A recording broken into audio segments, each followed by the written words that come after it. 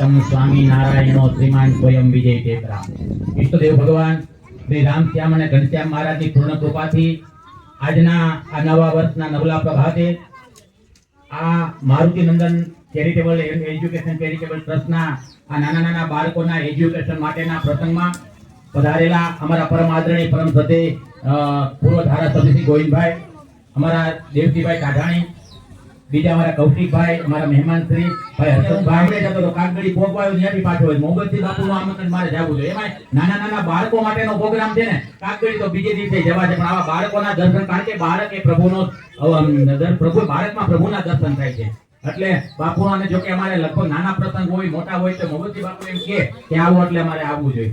વાલા સજનો, ખરેખર નાના નાના બાળકો, જો તમને એક વાત કરું, ધોણામાં જાય ક્યારે ધોણામાં જાય તો શ્રોતા અને વક્તાની એક આંખ થાય ત્યારે જાય।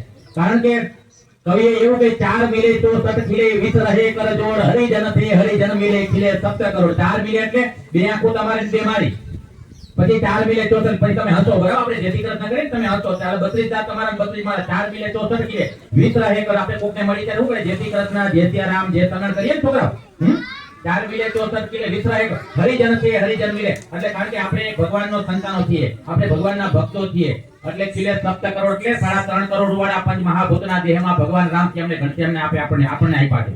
એવા 3.5 કરોડ આપણે સામે વાળા હોય ના, એટલે 7 કરોડ વાળા પુલકિત થાય ત્યારે આપણે મૈડા કહેવાય, હેડા કહેવાય અને આનંદથી જય શ્રી કૃષ્ણ કહીરા કહેવાય। એટલે વાલા બાળકો, તમે જ્યારે હરત પર એકબીજા વિદ્યાર્થીને મળો ને ત્યારે જય શ્રી કૃષ્ણ, જય સિયા રામ, જય સ્વામિનારાયણ એમ બોલવાનું, બરાબર?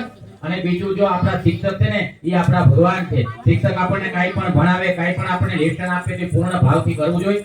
વાલા માવતરો, તમે બધા લગભગ વાલીઓ આવેલા છે, તો વાલીઓને ખાસ વિનંતી મારી કરવાની, આપ સૌ કોઈએ મારો વિડીયો જોયો કે ન જોયો, મારા 111 વર્ષના બા આ ધરતી ઉપર અત્યારે હરાળ કળિયુગ ચાલે છે, અને કળિયુગમાં કલુષિત વાતાવરણની અંદર આ ધરતી ઉપર મૃત્યુલોકમાં સાચા ભગવાન આપણા માતા પિતા છે। આપણે આપણા માતા પિતાને આદર આપીએ, પ્રણામ કરીએ, વંદન કરીએ તો આપણા ભગવાન રાજી થાય, માં સરસ્વતી રાજી થાય। કારણ કે અંતે તો આપણે બધા સરસ્વતીના ઉપાસક છીએ। તમે સરસ્વતીનું ભણવા માટે, જ્ઞાન મેળવવા માટે, તમે આ વિદ્યાભ્યાસ કરવા માટે તમે સ્કૂલમાં આવો છો, બરાબર?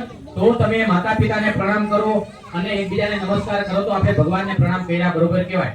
માવતરો જે આવ્યા છે, તમારા બાળકો કદાપી તમને પ્રણામ કરતા ભૂલી જાય તો તમારે આઈ બેટા દીકા આવતો આયા કરે, પપ્પાને જેસણ કહી, મમ્મીને જેસણ કરે એમ કહેવાનું। જે ત્યારે તમે જેને માનતા હોય એવું નથી કોઈ પણ વસ્તુ, પણ એને માતા પિતાને વંદન કરીને દીકરો સ્કૂલે જવું જોઈએ, તો એનામાં સારા સંસ્કાર આવે। વાલા સજનો, નહીં માનો ગોવિંદભાઈ, અત્યારે ખરેખર આ કળિયુગમાં વાતાવરણ તો જો આપણા સમાજમાં હવે તો લોકો બધાય સમાજને આપણી કીધી દેવજીભાઈ, કો લગન થાય 40-45 છૂટાછેડા થાય ડેઈલી। તમારે સીએસઆઈ ડેઈલી સવારમાં મા બાપના પણ, હમણાં અત્યારે 3 જણાના ફોન છે, નાટુ અમારા બાપુનો ફોન એટલે મને આવવાનું છે કે કાકા ઘરે આવજો ને, દીકરી પાછી આવી, કાકા ઘરે આવજો, થોડું સમાધાન કરવાનું છે। અને ભગવાનની કૃપા છે ખરેખર, આ એમ તો 0 માય ઠાકોરજી 0, હું અડધી કલાક કોઈ પણ દીકરી મારી સામે બેસે એટલે એ દીકરી ગોવિંદભાઈ એના હા હોય બાજી નાઈ હોય, અને જે બે બાજુ એને કરું આને મળું, અને પછી મારી પાસે બોલાવો, દીકરી ઊભી થઈને દોડીને એને હાઉને પગે લાગે અને હક કરે અને કે સાસુમાં એમ વેરી કોઈ મારી ભૂલ થઈ ગઈ, હું પાછી સાસરે આવું છું।